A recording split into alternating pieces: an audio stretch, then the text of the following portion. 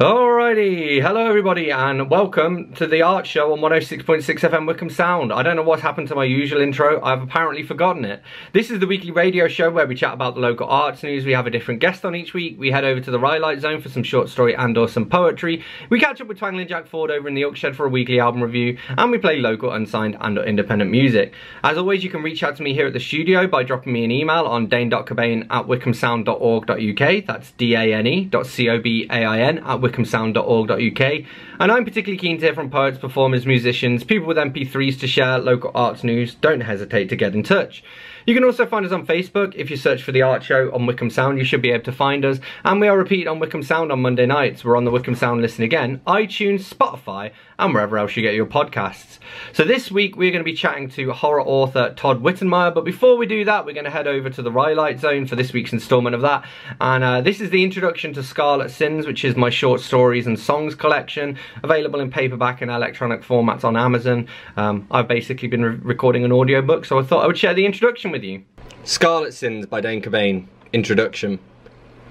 Scarlet Sins has been nearly 15 years in the making, and it's one of several books that I worked on as a kid and then left lying around. Now, as a published author and with a string of releases beneath my belt, I thought the time was right to revisit it.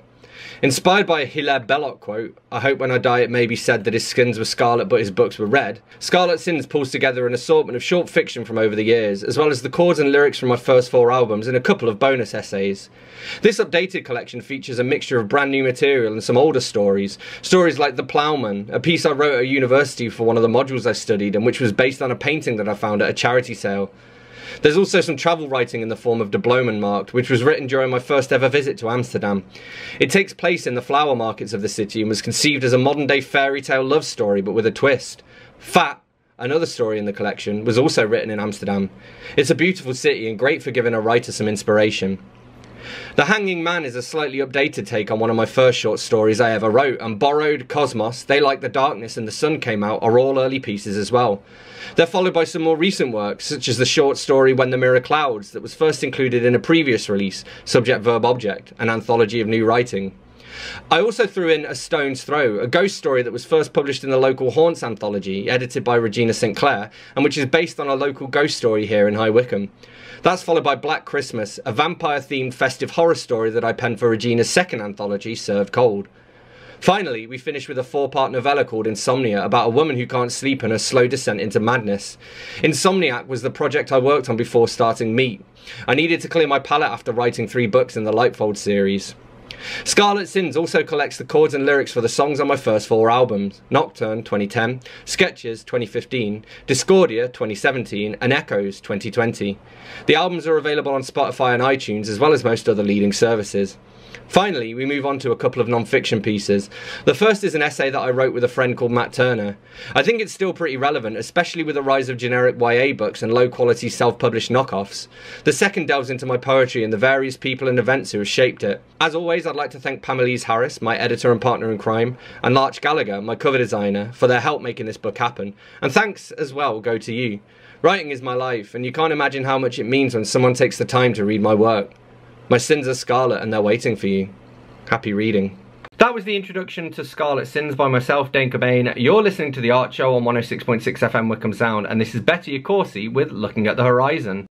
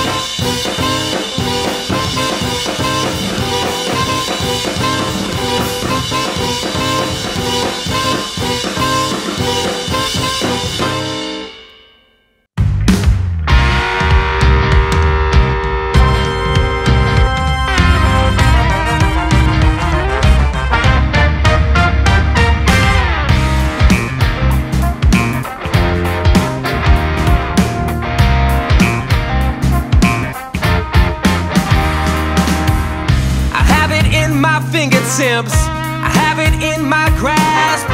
I have most things I acquire for a simple man. I have most things on my list that'll make me feel complete.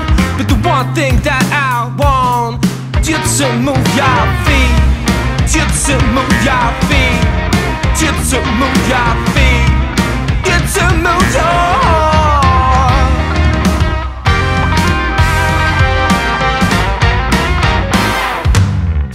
Scared to make a move, I'm scared of failure. It's time to pursue. Let's meet Jamaica.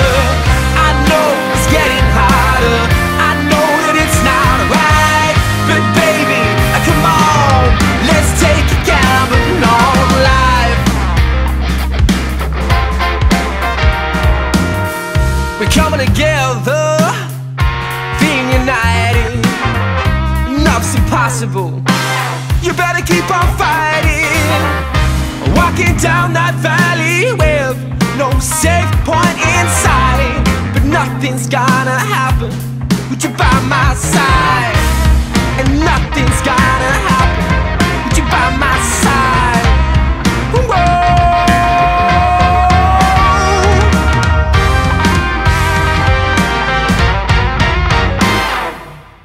Scared to make a move, I'm scared of failure. It's time to pursue. Let's meet Jamaica. I know it's getting harder. I know that it's not right, but baby, come on, let's take a gamble on life.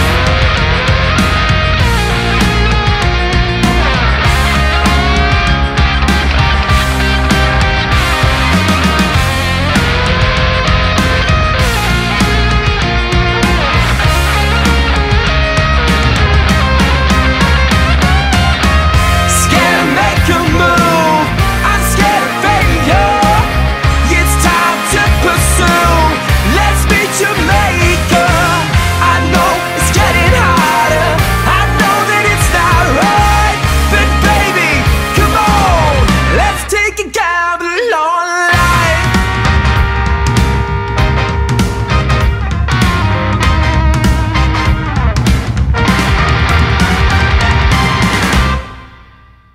That was Gamble by Broken Colours, and before that we had Looking at the Horizon by Betty Accorsi.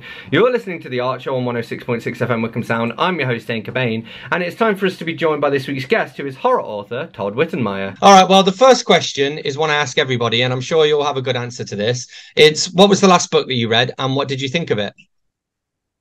The last book I read was Mockingjay by Suzanne Collins. And, you know, it's all right. I don't know if you're into the Hunger Games much, but, you know, for the third book in the installment, it was pretty cool. Yeah. It's not my normal post-apocalyptic trip, but yeah, right. Yeah, for sure. Well, and I mean, I think I first read them maybe about 3 years ago or something like that. So I missed the sort of the hype at the time and was pleasantly surprised by them. You know, it's actually got me to the point where now, don't tell anybody, although I am admitting this on the radio, but I want to read the Twilight books at some point to give them a chance, because I've never given them a chance. Yeah, me neither. You know what I think of Twilight. I'm gonna have to take that plunge though. You know. Yeah, well, then that might be all right. Again, I was pleasantly surprised by Hunger Games, so I got to try something else now, I think. Yeah, I need to do the same. Cool. So, you know, it's been a long time since we've caught up with each other. What have you been up to over the last sort of year or so? Well, life kind of got in the way. I haven't posted a BookTube video in probably over a year. Then, where I live here in Eastern Kentucky, in the U.S., of course, we had that flood. And, dude, being a carpenter and construction guy, I just got way busy. I mean, I worked 17 days straight. That should tell you, you know, how that went. But yeah, and it's been chaotic. And now I'm going through a divorce, and there's issues with the property and stuff like that. And I just stay wore out, man. You know, being tired is not conducive to enjoyable reading. Yeah. We're all creating. I mean, you can look at a book, but nothing's really, you know, clicking. So yeah. Yeah, for sure. Well, and I wanted to, you know, chat a little bit about BookTube. So what is BookTube and what can you tell us about it? well, BookTube is where you find a lot of like-minded people, you know, people that like literature, enjoy writing. Uh, it's just a cool literary crowd, in my opinion. And man, do I miss it. I swear I miss it. Can't wait to get back. Well, and one of the things that we did, we worked together on Todd and Dane's indie read along. The jingle was Todd and Dane's indie read along. So, what was that? What was that first of all, and what were some of your favorite reads for it? Well, that's where you and I we would support indie authors, and I was thinking that were we reading the same books, or we were reading separate authors? We were reading separate, I think. So we just used it as an excuse to both read an indie book each month. I think sometimes we read the same ones. Yeah, you know, here's the thing, man. I was looking when I came in here, and I still have the rating system written down on this piece of paper. Hope you can see that. Yeah. Anyways, yeah, back to that. It was really about supporting indie authors. You and I being one. I don't know if you're big time yet or not, but not yet. You should be, man. Still standing by that. And oh, by the way, everybody out there, I wish this was on BookTube. I finally got a cell phone. Nice. I'm almost 60. That's the first cell phone I ever owned, dude. Nice. So it's kind of weird. It took a while to figure it out. But yeah. I'm moving on with the times a little bit more. Go ahead, I'm sorry. What were some of the top indie books that you read? Do any sort of stand out to you? Well, I have to say, man, I'm a little bit biased. I mean, you know, I like Ryan's book. You know, Madman Reads and Rocks. It's back here. I'm a little disorganized where I ain't been back in this room in a while. And then, of course, Stephanie Dickinson and Linda the Book Lady, River Girl. I don't know. There's quite a few of them. I just can't recall them all right now. Yeah. Yeah, that's something else I missed, man. But I kind of fell out on that too. My apologies, but same thing. But got busy. Yeah. Cool. Well, and obviously another thing, you have a YouTube channel for your backwards living. Again, I'm sure you know time is sort of slipping away and whatnot, but I wanted to know a little bit more about your backwards living. So, you know, you mentioned you're in Kentucky, but whereabouts, you know, where do you live and how do you support yourself with food and, you know, growing and hunting and capturing and all of that stuff? Yeah, again, it's Eastern Kentucky. Listen, dude, I'm 20 miles from everything. Yeah. I mean, literally. I mean, the only thing up in here is wildlife, and there's some free-range cattle and a few wild horses running around. And I grow a vegetable garden. I hunt, fish. Haven't trapped as much recently. Try to be as self-sufficient as possible. Oh, and by the way, there's another hobby I got into. Let me show you. Artifact hunting. Oh, cool. Hunting, rather. Yep. Yeah. So that's another. So like arrowheads. Yeah, buddy. And there's some old bones I dug out of an old fire pit that was probably, I don't know, 1,000+ years old. Yeah. So that's another thing that's featured on that channel. And it's really about just being as self-sufficient as you can. And I still love nature. People get that a little confused. They're like, well, how can you hunt and love animals? It's kind of a, you got to find balance out here. So.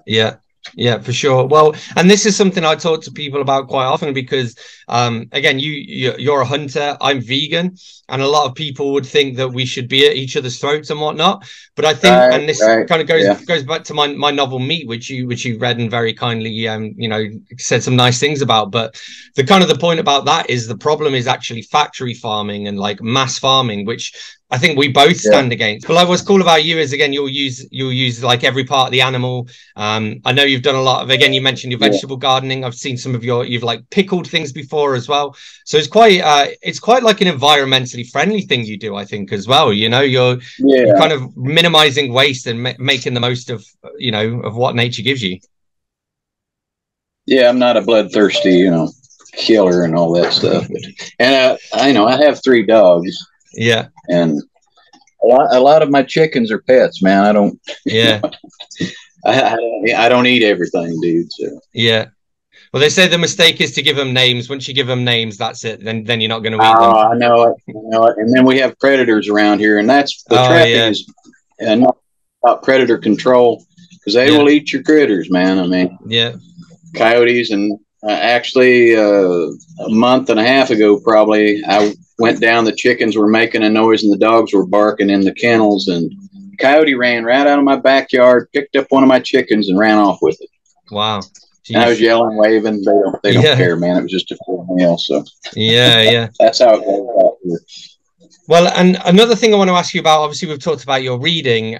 You're a writer as well. And again, I'm sure what with being busy, it's, you know, writing is notoriously time consuming, but what kind of stuff do you write when you get the chance to? And where can people read some of your writing? Well, you know, I lean towards horror fiction most of the time, but I have done one historical novel, which I have not put in print. And here's the weird thing, man. I don't know how it works for you, but when I have a little downtime, it don't matter if it's a day, I start getting ideas again and getting the urge to start writing and stuff like that. And of course, my books are on Amazon. I'm gonna discontinue The Vulnerable Gods and try to clean that manuscript up some. But The House of the Gods, the 2 parts of that are on there in Paroxysm of Fear. And, you know, I just need to update some of that stuff when I get a chance. But again, getting the time is, you know. And, dude, it's just like with reading, I miss writing. Big time. Yeah, for sure. You're listening to The Archer on 106.6 FM Wickham Sound. I'm your host, Dane Cobain. We're here in conversation with horror author Todd Wittenmyer, and this is Lizzie Porsey with Fool of My Heart.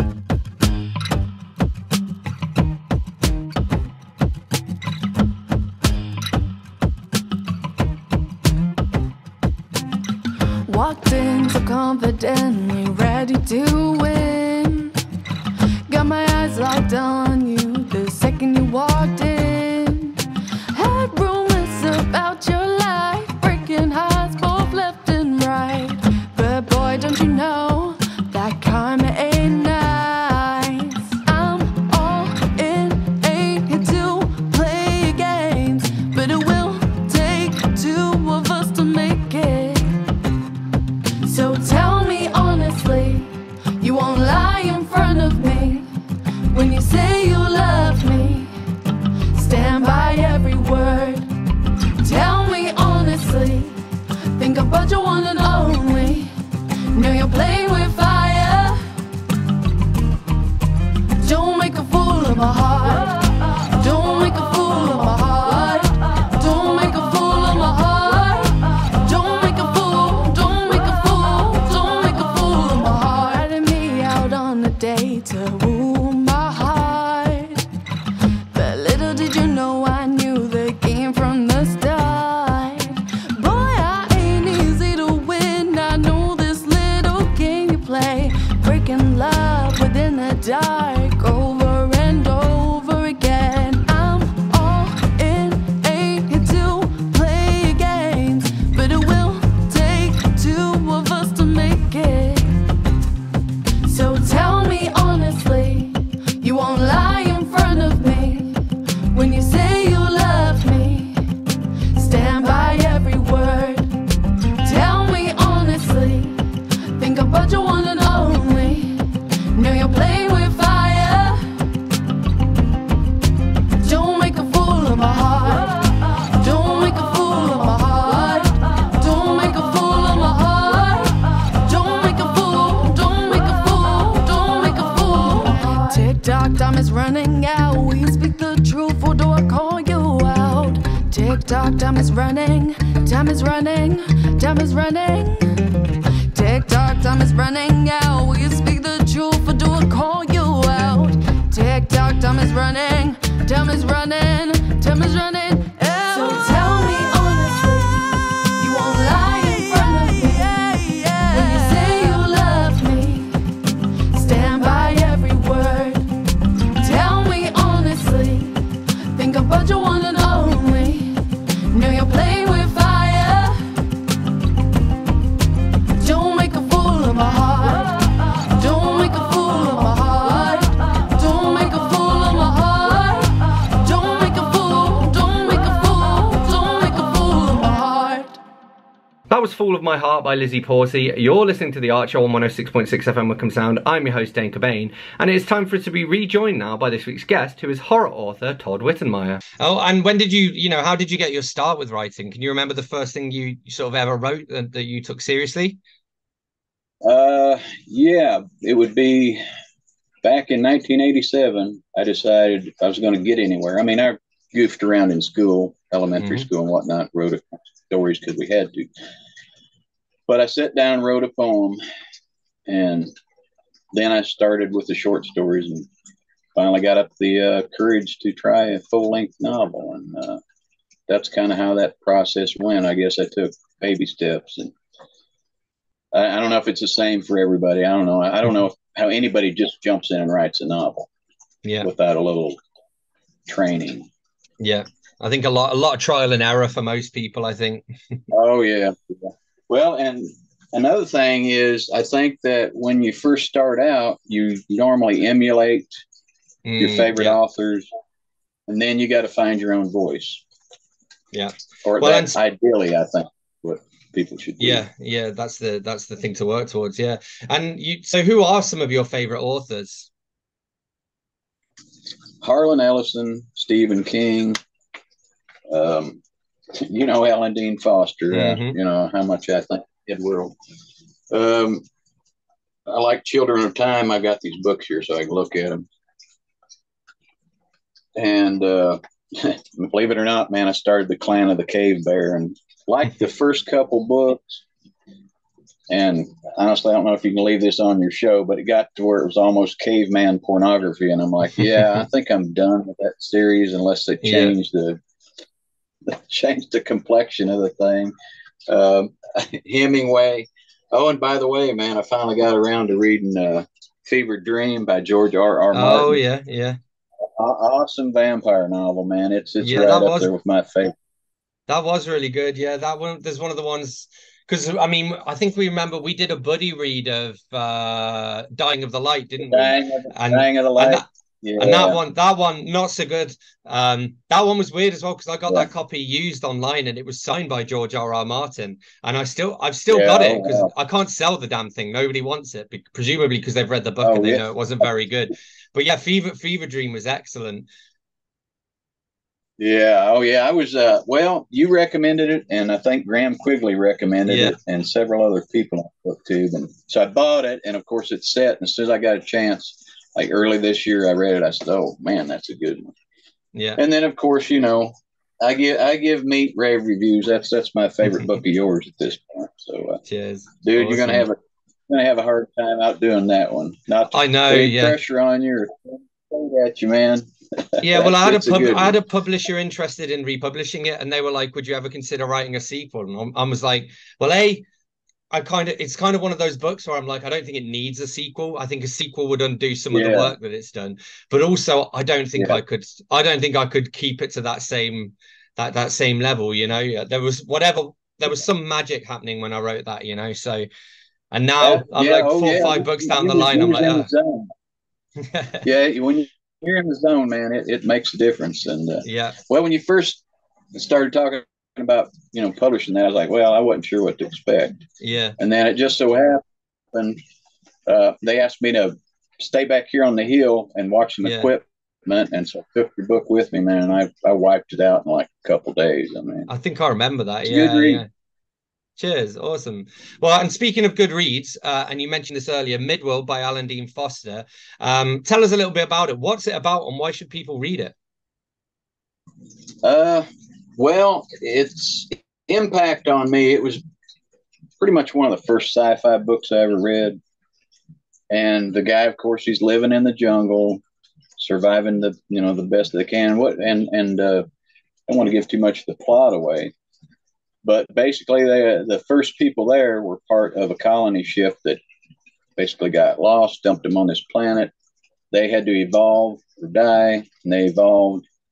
And so many generations pass, and then some more people show up and basically start exploiting the planet's resources.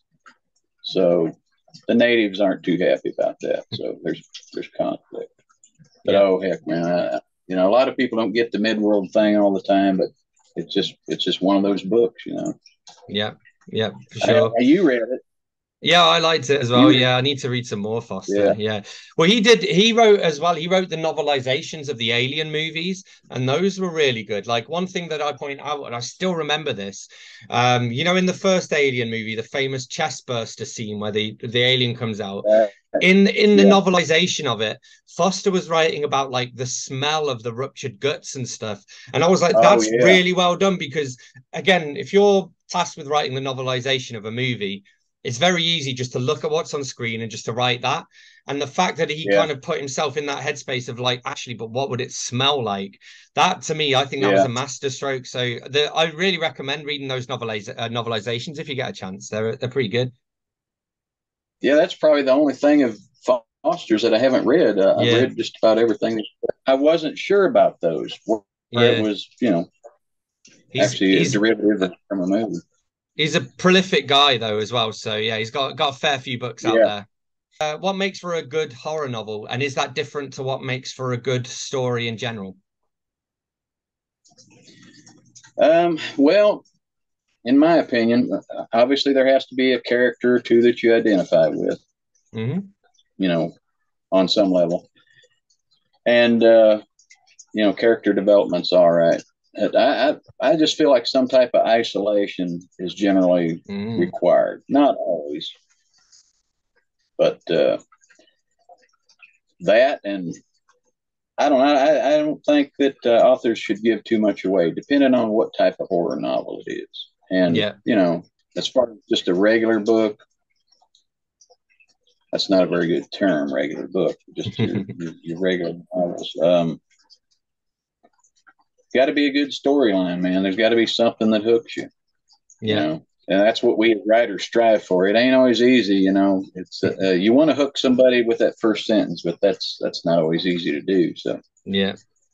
Yeah. Well, I can't remember who it was. It might even have been, I want to say it was Stanley Kubrick, but it was somebody anyway. They said like the best monsters are the ones that you never actually see because what you imagine is so yeah, much scarier than what you see. Especially, I think, maybe especially in fiction, like sorry, in books, and also like in older movies. Because I think these days with like special effects and stuff, okay, you can get some pretty scary looking things.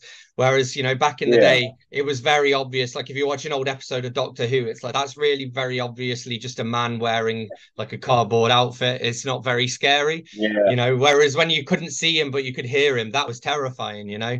But I liked what he said about isolation as well, because I think that's true. You know, even with something like Scream, for example, it's like yeah, the characters are like actually that's they're getting individually isolated. So maybe the community might not be cut off from everybody, but at each time an attack yeah, happens, those characters are cut off from help. Because if you can, this is, I think, a thing that a lot of authors struggle with today is the number of plots in old books and movies that can just be solved with a mobile phone, you know? So you have to have some yeah. way of being like, well, all the set that there's no cell phone service here or whatever it is, because otherwise they aren't cut off from everybody. And so then there's, you know, the story can just resolve with just a phone call.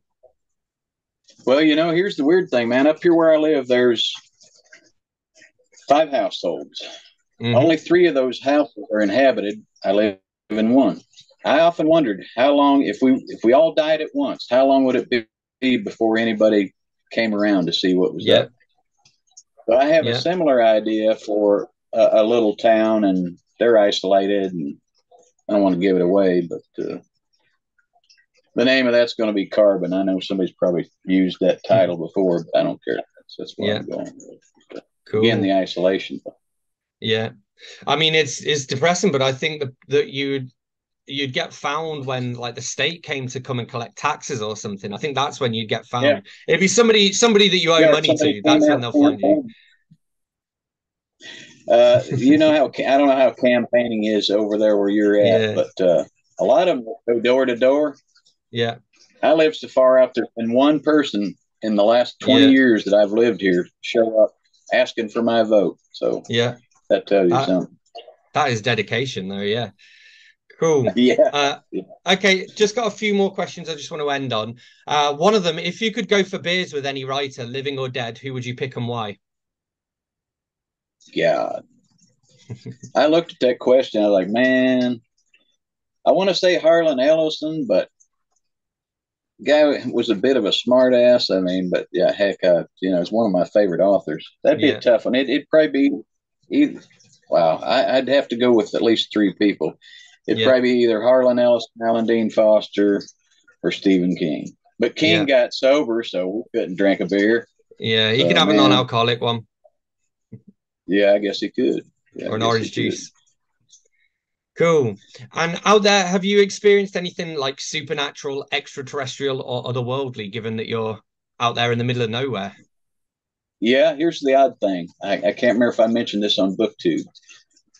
When I was probably either 9 or 10, my relatives lived in this old house, and we would play a game called Werewolves, where the older kids go hide. We go try to find them. They jump out, bite you. You turn into a werewolf.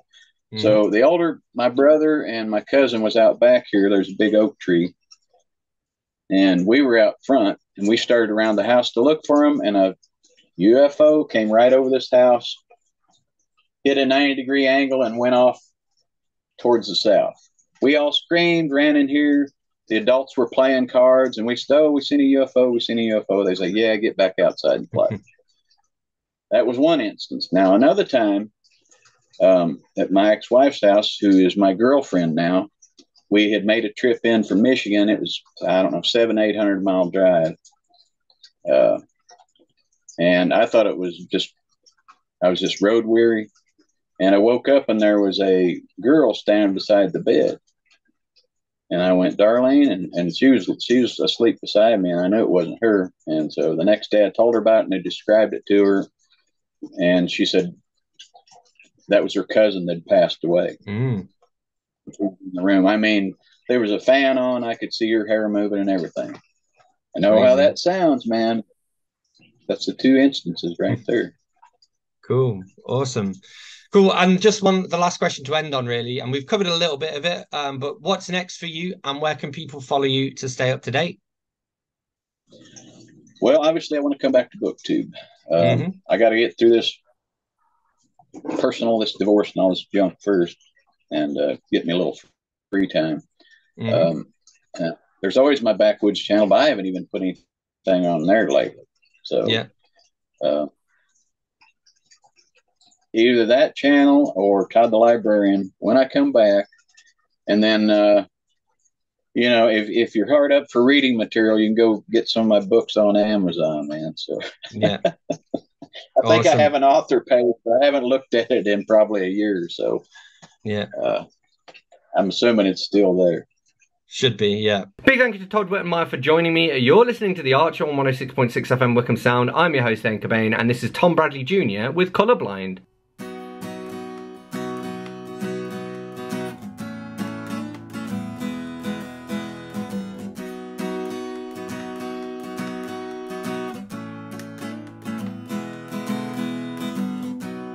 I sat up and looked at the sky,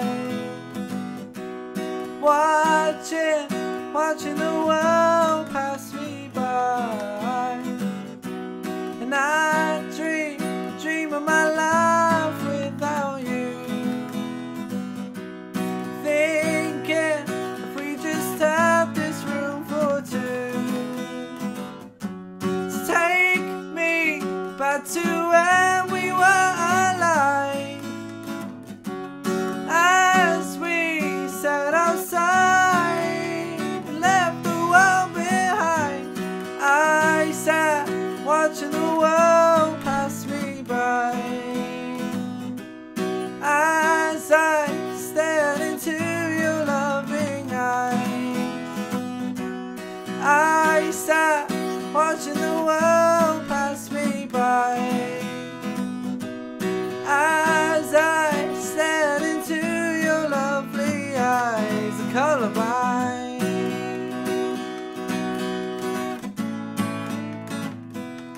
colorblind.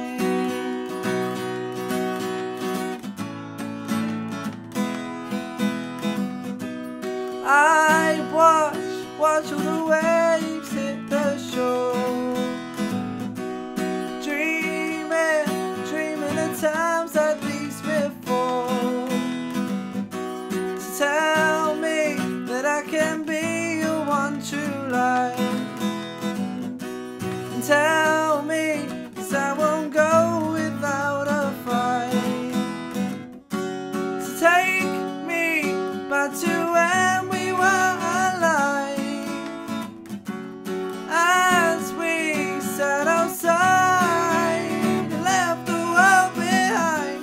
I sat watching the world pass me by, as I stared into your loving eyes. I sat watching the world pass me by, as I stared into your loving eyes. I'm colorblind. Ooh, colorblind. Oh yeah, yeah, yeah, yeah, yeah, yeah, I'm colorblind. Ooh, yeah, yeah, yeah, yeah.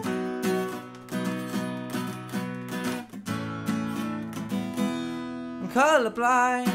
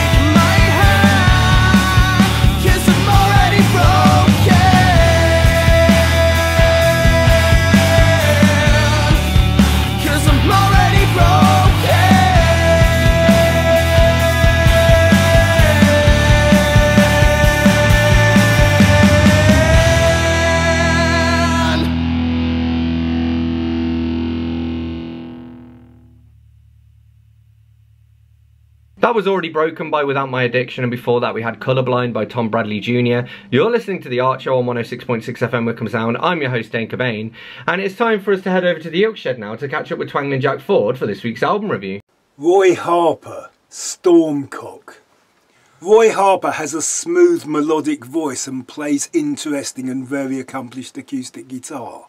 He sounds of rural England without being particularly folky, more like acoustic Jethro Tull. This is particularly evident on his best known songs One of These Days in England and When an Old Cricketer Leaves the Crease, which is the sound of warm Sunday afternoons on the green, the sound of the crickets and the cricketers, and tea and sandwiches in the pavilion. I have a couple of Roy Harper compilations, mostly just for these two magic musical moments. I would probably not have bought Stormcock had I not found it in a charity shop. Some of it is on the compilations. Also, it only has 4 long songs, which I imagined would be a bit of a challenge, but I was wrong. The songs are all based around Harper singing and playing acoustic guitar, but the songs have changes, like prog rock lengthy pieces. Also, there is an awful lot else going on. Sometimes he will be playing 2 different guitar parts, of which you will hear one in each ear. On one track, Jimmy Page of Led Zeppelin plays the second guitar part, giving 2 distinctly different guitar parts playing off each other. There are no drums, but the guitars effectively carry the rhythm. But there are layers of harmony vocal, keyboard strings and woodwind. Since the whole unplugged thing started in the 90s, acoustic rock is now not that unusual, and this album does not sound particularly dated or even inaccessible. Roy Harper is probably best known for being the guest lead singer on a Pink Floyd song and being mentioned in the title of a Led Zeppelin song. And for us old folks, he was a favourite support act, requiring just a chair to sit on. Roy Harper, Stormcock. Big thank you to Twangling Jack Ford for this week's album review. Thank you to Todd Wittenmyer for being this week's guest. Thank you to everyone whose music I've shared. As always, you can get involved in the show by dropping me an email on dane.cobain@wickhamsound.org.uk. That's dane.cobain@wickhamsound.org.uk. I'm particularly keen to hear from poets, performers, musicians, people with MP3s to share, local arts news, etc. Don't hesitate to get in touch. You can also find us on Facebook. If you search for The Art Show on Wickham Sound, you should be able to find us. And we are repeated on Wickham Sound on Monday nights, or on the Wickham Sound Listen Again, iTunes, Spotify, and wherever else you get your podcasts. So that's about it for this week. I'm going to leave you with one last tune, and this is the Sepia Tone Folk Collective with Help You Out. I'll catch you next week.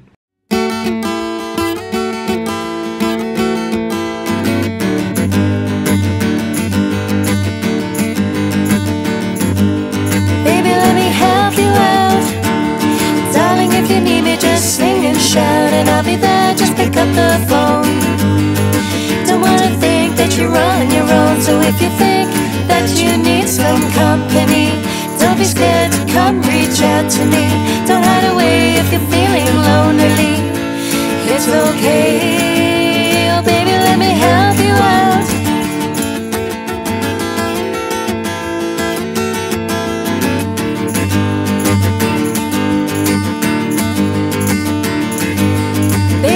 Take you out, give me the benefit of the doubt, and I'll be there, we can hit the town.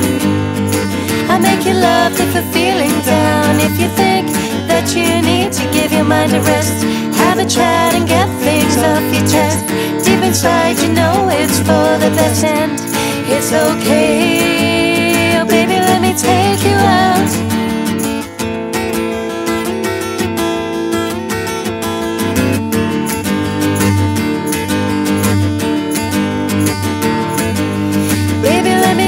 Smile, I can see it's been quite a while since you were free, so put on your shoes. We'll take a walk and talk about your blues, and I know about the pain that you've been through, the rage and disdain I see you too.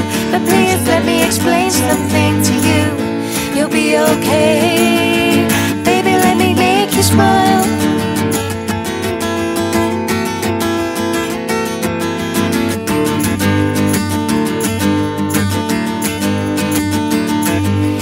Tell me what you need from me.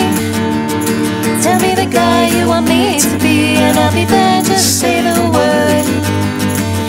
to help, but I haven't heard. So if you think that you maybe want some space, or perhaps you need a friendly face to get your head back to your happy place, that's okay. Tell me what you need from me.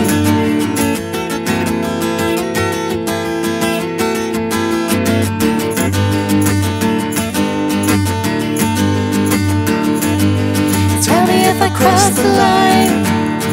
When we're together I forget the time. We're just the same like 2 in 1. This ain't like lies when you're having fun. Baby, you were lost and it was me who found you. And although this advice may astound you, just think about the people that you keep around you and you'll be okay. Tell me if I cross the line.